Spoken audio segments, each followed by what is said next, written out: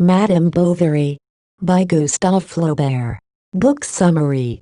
Charles Bovary, the only son of a middle-class family, became a doctor and set up his practice in a rural village. He made a marriage of convenience with a woman older than himself. Upon his wife's death, Bovary married an attractive young woman named Emma Rouault, the daughter of one of his patients. For a while Emma was excited and pleased by her marriage, but because of her superficial romantic ideals she was soon bored and disillusioned by her new life. As a result of her dissatisfaction she became ill.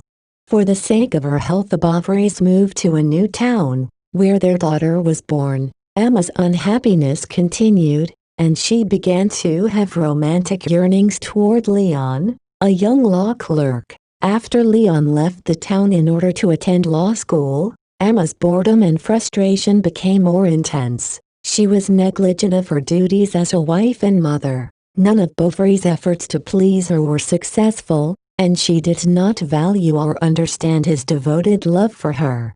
Finally Emma had an adulterous affair with Rodolphe, a local landowner. When he abandoned her, she became seriously ill. After her recovery Emma encountered Leon in Rouen and began to carry on an affair with him.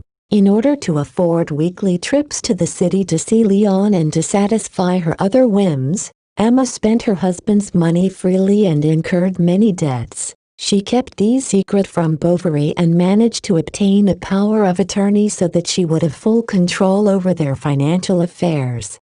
Eventually her unpaid bills went long overdue and a judgment was obtained against her by her creditors. She owed a vast sum of money, and the sheriff's officers arrived to confiscate the family property. Emma tried frantically to raise the money and finally turned to both Rodolphe and Leon, but neither was willing or able to help. Out of shame and despair, she poisoned herself. Shortly afterwards her husband, now a ruined and broken man, also died, leaving their daughter to a life of poverty.